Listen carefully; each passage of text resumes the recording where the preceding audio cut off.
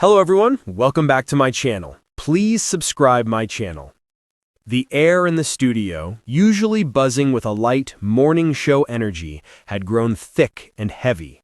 Robert Jenrick sat rigid on the plush sofa, a man carved from pure political tension. Across from him, Kate Garraway maintained an aura of calm, a seasoned captain navigating increasingly choppy waters. The topic was the escape of prisoners from HMP Wandsworth and the subsequent silence from the government. Jenrick had artfully dodged the core question 5 times, a political tango that was wearing thin. His frustration was a palpable force, directed not at the issue itself, but at the opposition's handling of it. "What did he do?" Jenrick's voice was a low, sharp blade. "We're told his priority was a personal errand the next morning, not leading the response. He then stood in Parliament and attempted to conceal the truth." Kate, as ever the bridge builder, offered a different perspective. Her voice was a measured counterpoint. "One could argue," she mused, "that David Lammy's hesitation was born of a desire for official confirmation. The very caution you're criticizing could be seen as procedural prudence. It was a simple act of journalistic balance, presenting the other side of the coin. But for Jenrick, it was the final straw. His polished composure shattered. "Well, Kate," he began, his tone laced with condescension that chilled the studio. "It's very early, and people are just starting their day, but that line of thinking, if you'll pardon the implication, is utter nonsense." The word, though sanitized, landed with the force of a sledgehammer. Its crude intent was unmistakable, a deliberate verbal grenade tossed onto the breakfast tables of the nation.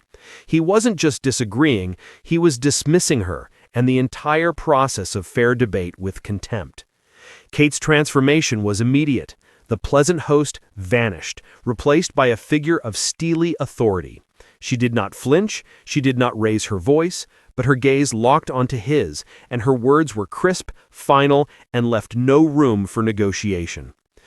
"Do not," she said, the 2 words dropping into the silence like stones, "do not use that tone or that language.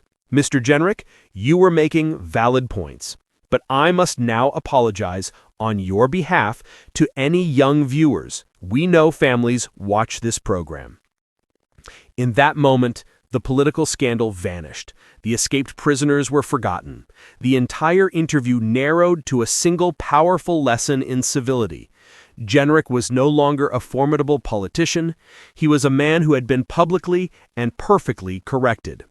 His arguments, his indignation were instantly deflated, rendered childish by his own lack of control. A faint flush crept up his neck. He opened his mouth, then closed it, the fight draining out of him. The studio lights seemed to burn brighter, exposing his embarrassment. Kate had done more than chastise him. She had reclaimed the conversation.